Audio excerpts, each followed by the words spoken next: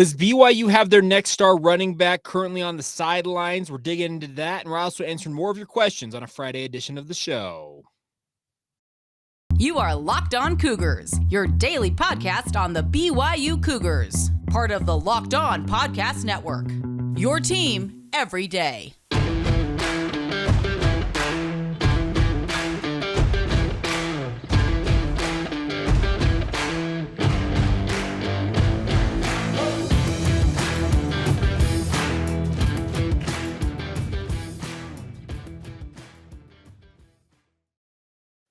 What's up, my friends? I'm Jake Hatch, your host here on Locked On Cougars, resident BYU insider. Thank you for making Locked On Cougars your first listen of the day. Coming to you a little bit later on a Friday, but my wife is out of town, so I'm playing the role of Mr. Mom. And when you make the best plans you possibly can make when you're essentially a single parent, those get screwed up. So apologies for this coming out a little bit later, but nonetheless, thank you for joining us on your only daily podcast focused on the BYU Cougars.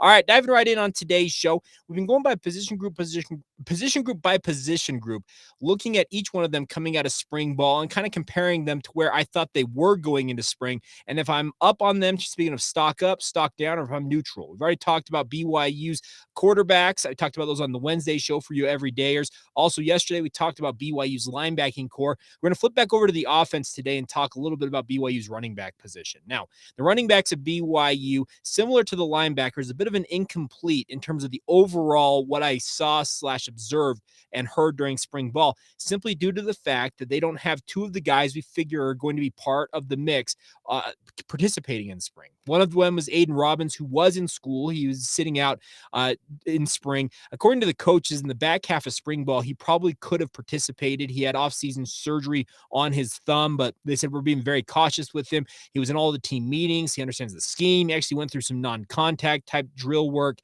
during the latter part of spring drills. But Aidan Robbins, to me, is going to be BYU's number one back if everything goes according to plan this fall. He obviously is going to have to get out there during training camp when August hits and obviously show his ability right away. But the one thing I like about a guy like Aidan Robbins, he's already got proven production at the FBS level. He spent a couple of years at Louisville seeing scant action, he just did not seemingly fit in. We've had him on this podcast. If you want to go scroll back through the feed a few months, we had him on when he officially announced he was going to come to BYU. And he talked about the fact that the scheme at Louisville just did not work for him. He had a connection to one of his assistant coaches at Louisville who ended up at UNLV last year. He transferred there, was the Rebels' leading rusher last year. And when you put up 1,000-yard season, I don't care what, if it's G5, Power 5, that's an elite season in my mind in college football. That's exactly what he did. He was a man amongst boys in many circumstances, a program that BYU is very familiar with, Utah State. He absolutely ran all over them, was very, very good. Justin Enna has talked about the fact that when they faced off against him when he was at San Diego State last year, it was just very difficult to defend against, and that's what BYU is hoping for as they get him on the field this fall. Is it going to be him and everybody else? No, it's going to be more of a, I think, by committee approach, but he will get the lion's share of the carries if he proves worthy of that. I think the other guys in the mix here include a four-star prospect, signee, I should say, LJ Martin coming in from El Paso, a guy that BYU is very, very happy to get in terms of a flip commitment-wise from Stanford. He will arrive this summer, and obviously he'll be participating in fall camp as well. And the hope is that he can get up to speed pretty quickly and potentially be an option for BYU as a true freshman this fall. Obviously, he's going to have to adapt and understand the scheme much quicker than everybody else in BYU's running back stable, because he just has not been on the field working with BYU, even to the level that Aidan Robbins has been. But he will be part of this mix. But the guy that's currently on the roster, I think, is going to have the biggest opportunity to really impress folks is Hinkley Ropati. We saw him last year. We had him on this podcast just a couple of weeks ago. He burst onto the scene, really has gotten himself to 100% health, dealt with an ACL just a week after he arrived at BYU, coming in from the junior college ranks. He also mentioned he's dealt with some lingering other issues, but the back half of last season, Hinkley Ropati really came on strong. 5'10", 215 pounds, just an absolutely rock-solid running back, and that's what I love about Hinkley. Is he got the capability of being the feature back for BYU? I have my question marks about that, but he is a fantastic Robin, or the 1B to the 1A, or you're saying the Robin to the Batman. He could be Aidan Robbins, the perfect complement to a guy like Aidan Robbins. Aidan Robbins is a huge huge dude, 6'3", 230 pounds, and every bit of that. I'll say that. Just watching him, he is a big human being. You thought Christopher Brooks last year was a big running back for BYU, and he was. Aidan Robbins is bigger than him. Guy like Hinkley Ropati is a nice compliment. He still got plenty of the bulk, 215 pounds, nothing to sniff at. Any of you who watched him on this podcast saw how jacked he is just as a human being. And they figured to probably be, I think, BYU's 1-2 option, probably with LJ Martin factoring in as that number 3 back. Other guys are going to factor in, though, are very interesting options. I think Miles Davis, I think some of the fascination over him becoming BYU's future star at running back, I think that fancy is past. It's nothing against Miles. It's just he has had other guys who have come in and established themselves in the pecking order. Is there a chance he could still move up? Obviously. The injuries can play a role in any of this. But Miles Davis, I think the fascination with him being the next gliding type runner for BYU at running back, just it's not there. And there's a learning curve to playing running back. He never played it growing up, and there's still time on his side. He's still only a sophomore on BYU's roster, still got time to develop, but he is a guy that I think will be probably back in the pack a little bit, trying to work his way up. Also, Soljay Maiava-Peters made the transfer to running back from quarterback after winning that bowl game for BYU at the New Mexico Bowl. He is an intriguing option. Is he a true running back? No. He's similar to Miles Davis. He's never played the position. He was a quarterback all growing up, but he's got skills that BYU can utilize. I could see him playing more of a role like think about what who am I thinking of? Lopini Katoa was early on in his career.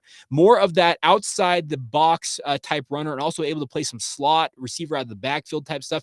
That's what Soljay Maiava-Peters to me screams in terms of his skill set would be to be most utilized at BYU. I don't expect him to be a guy who's like Aidan Robbins, who's crashing up the middle for 3 and 4 yards and taking that pounding. It just does not strike me as that guy. Soljay did suffer a knee injury midway through spring ball and sat out the rest of it, but the hope is that he'll be back to full strength very, very quickly. But then there are 2 other guys I want to mention because I think both of them offer all kinds of versatility should they get up to speed quickly. The first one is Nukulove Helu, obviously a guy who coming in from Tooele High School, served a mission for the Church of Jesus Christ of Latter-day Saints, spent most of spring ball working with the threes as he gets his the mission rust off of his legs. He has shown in bursts and like kind of glimpses during spring ball the ability that why BYU was so high on him coming out of high school. If he's able to realize that true capability and able to go out there and prove himself, there's no reason to think that he can't be one of BYU's feature backs down the road. He is still only a true freshman. He's got so much time on his side. Don't fret the fact that he was running with the threes during spring ball. I would expect during fall camp, he's going to make a move up the depth chart if he gets his body in shape and he's proven that he can be capable and just reliable at running back for BYU. The other name is Enoch Nawahine. Now, the transfer from Utah State has come in, has really bided his time. He's been on the scout team most of last year, but during spring ball, similar to Nukulove Helu, he was working with the 2s and the 3s. But what I loved about Enoch Nawahine is he's not a flashy running back. He's not a guy who's going to juke a dude out of his shoes. That's not his skill.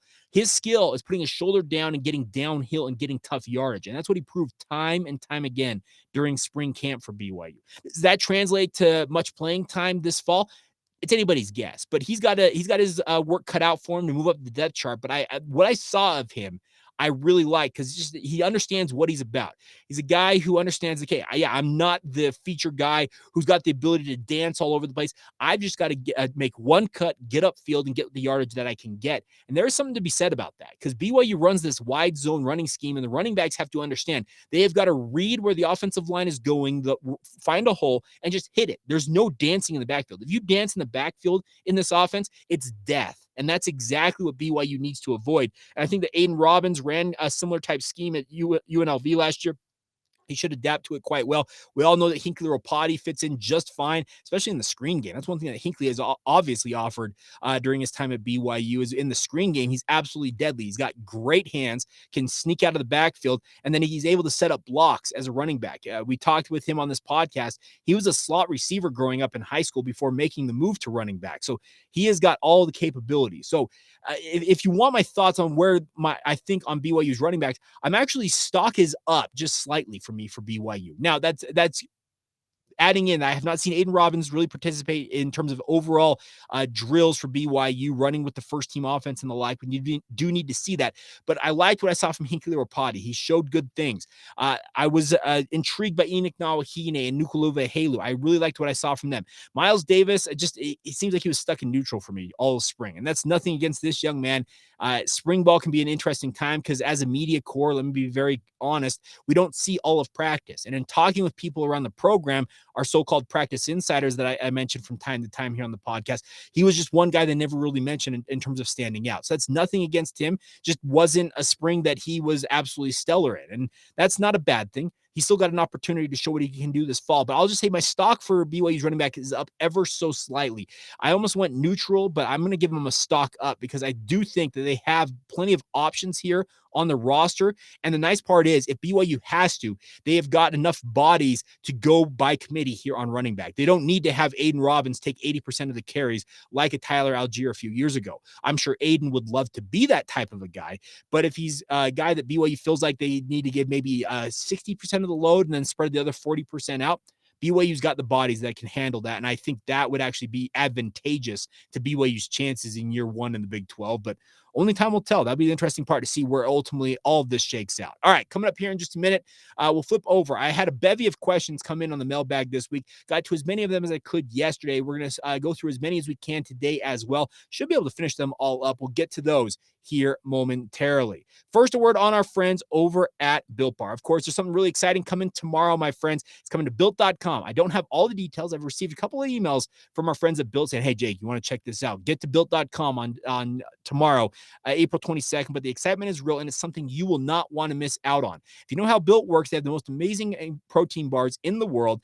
and they do amazing flavor drops with unreal flavors in limited quantity. And that's what this looks like it's going to be, my friends. So mark your calendars and head to Built.com tomorrow, Saturday, April 22nd.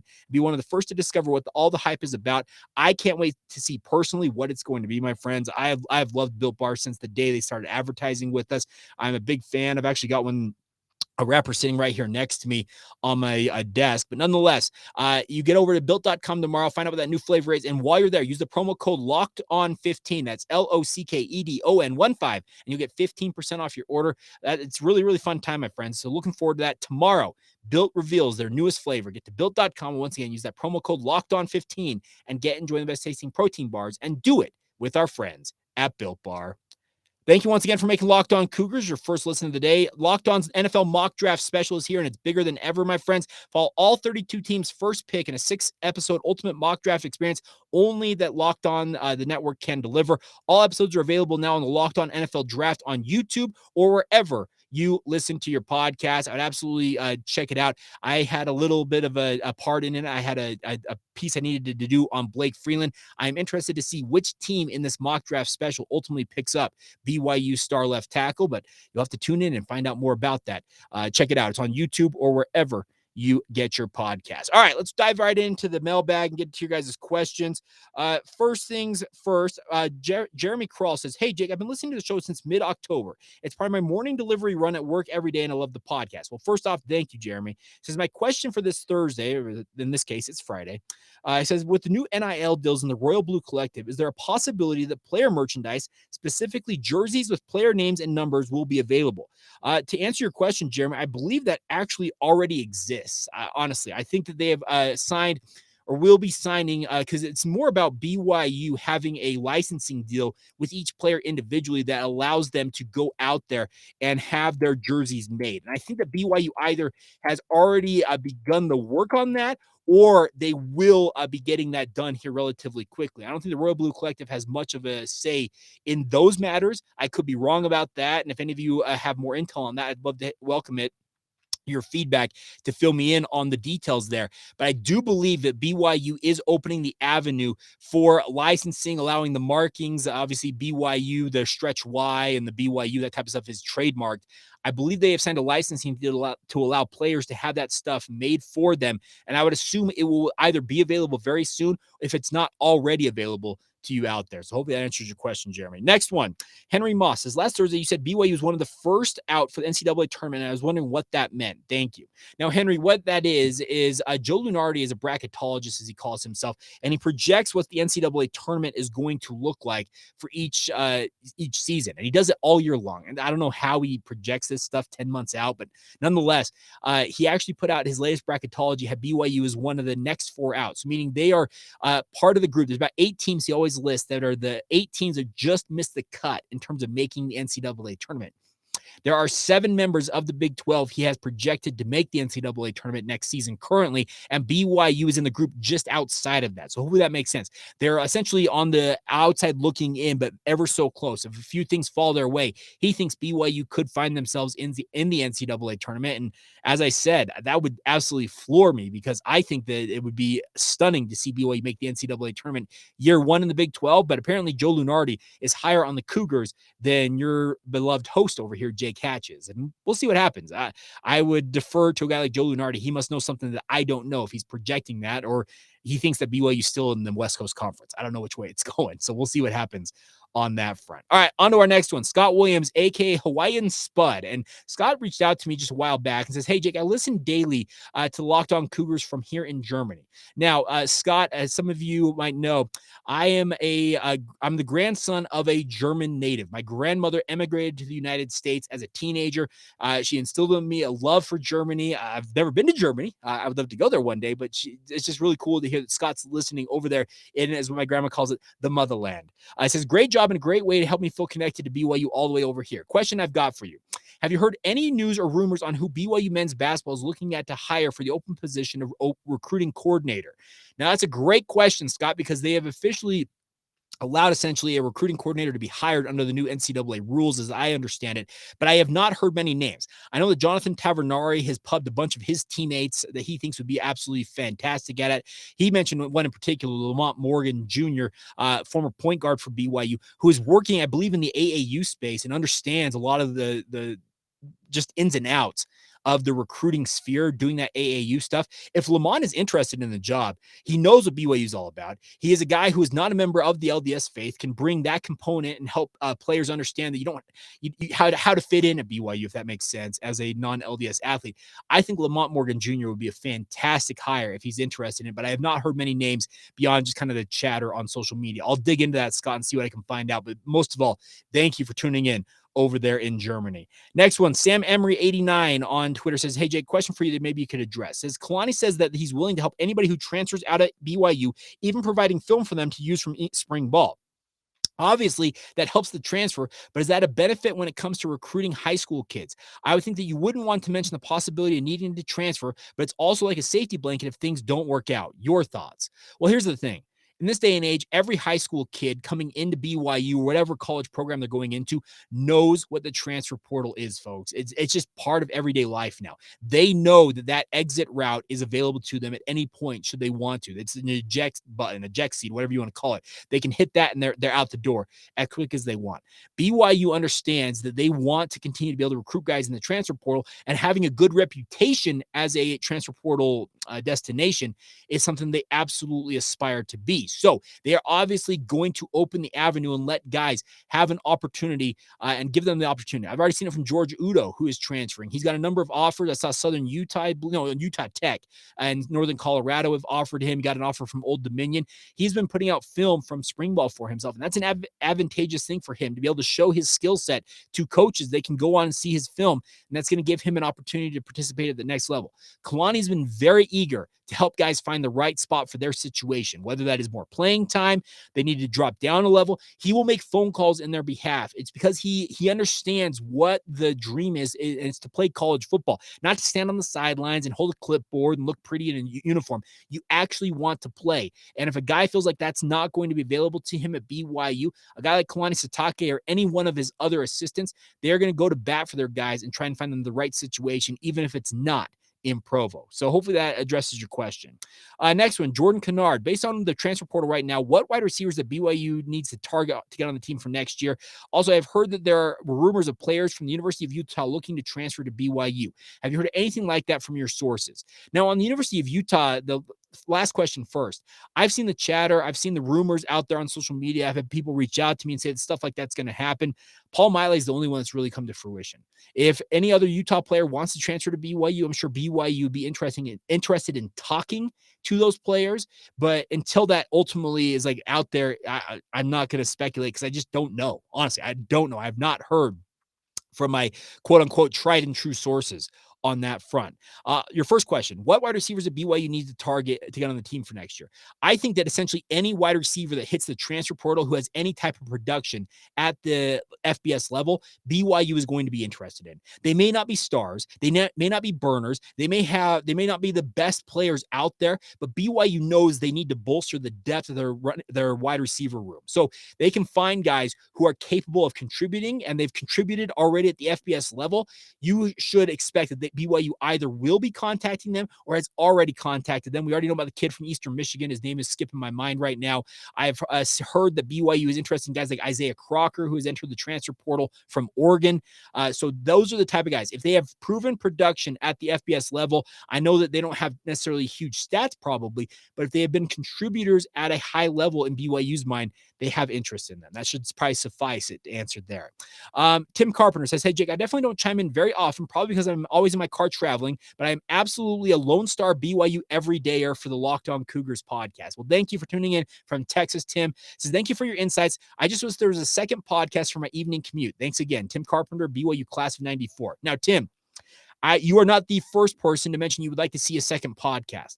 My problem is I only have so many hours in the day. I've got a radio job that I do on a daily basis with the KSL Sports Zone in the mornings. Keeps me very busy. That takes up a lot of my day. I'm a husband. I'm a father. I would love nothing more than to do 2 podcasts a day, because actually I think it'd be more advantageous in some ways to be able to react to stuff overnight and then also at the end of the day have another podcast out there. If I can find some way to do that in the future, I'd be open to doing it. Let me be very clear about that. But just right now, circumstances be what they are. I just do not have enough hours in the day to pull that off. But thank you for tuning in all the same from the state of Texas. So I think I got through all the questions. If I did not, I apologize. Send it to me again. I'll be sure to address it as soon as possible on the podcast. But you guys are phenomenal. I cannot thank you guys enough for being part of this community here on Locked On Cougars. We have grown to thousands upon thousands of you, both on the YouTube and the regular podcast feed side of things.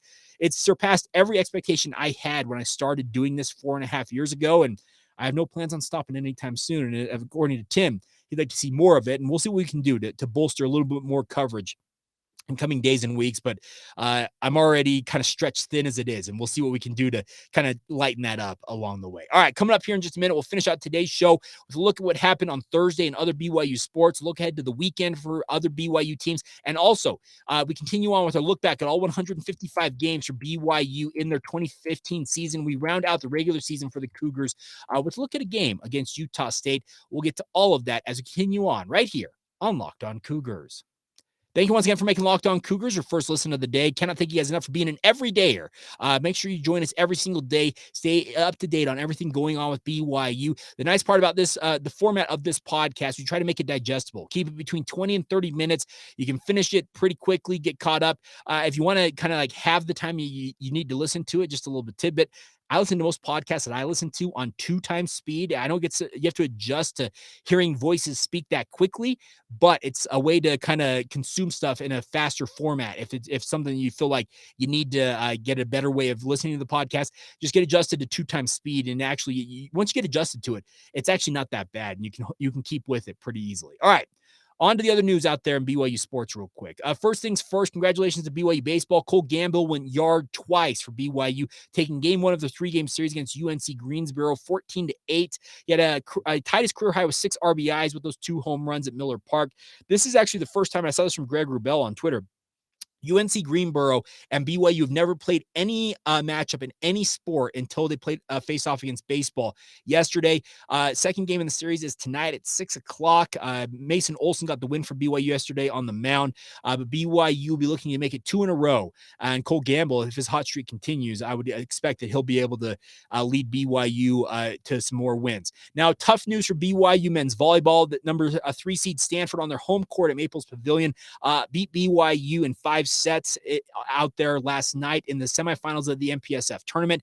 Unfortunate for BYU as the number 2 seed to lose that one in 5 sets, but BYU now will have to wait to see if they make the NCAA tournament as an at-large bid. The projections of that aren't very kind for BYU, but this is the end of their season. What a bounce back year it was for BYU. Inside the top 10 national ranking wise, once again in men's volleyball, yet again among the nation's elite, playing in probably the best top to bottom conference in men's volleyball, finishing as the number 2 seed. It's a fantastic run BYU's had this season. I'd like to see it continue on into the postseason, but we'll see what happens. The Cardinal will be taking on number 1 seed UCLA in the championship tomorrow, if that interests you at all on the men's volleyball side of things. All right, and now other news going on. BYU women's golf is in the West Coast Conference Championships. They opened up a huge lead after the first round yesterday, leading by 7 strokes. They are already back in action at the Gold Mountain Golf Club today in second round action. That will continue on until, I believe, it goes through Saturday. Yeah, it goes through Saturday. So if you want to tune into that, just go on BYUCougars.com. You can find the information there.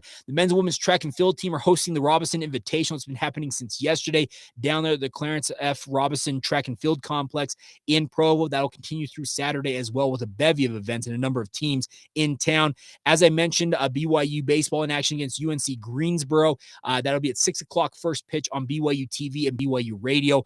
Also, BYU softball, if I can find this here. Yeah, they're going to be taking on Utah State. Actually, no, they're off this weekend. I apologize. So BYU softball is off this weekend, a little bit of a bye for them. They'll be back in action early next week as they take on both Utah State and Utah Tech in midweek action for the BYU softball program. So there you go. You're up to date on all of that with regards to where BYU is in action. A little bit tidbit on the transfer portal for BYU basketball. I have it on very good authority that Dawson Baker, the transfer from UC Irvine, is on BYU campus this weekend. He was there yesterday. I know that for a fact because I was sent a picture by a certain somebody out there who saw him wandering around campus with BYU's coaches and players. But he is on campus, the return missionary for the Church of Jesus Christ of Latter-day Saints, an all Big West performer. Him taking a visit to BYU is not surprising because he said his visits were going to be Utah State, Utah, BYU, and Boise State in terms of finding his next landing spot in the transfer portal. But good to hear that he's officially on campus at BYU, and we'll have to wait and see if BYU ultimately wins out in the Dawson Baker sweepstakes. To me, just my personal feeling is that I don't think that Dawson Baker is necessarily the top of the wish list for BYU, but he's absolutely a guy that BYU would be interested in adding to their roster.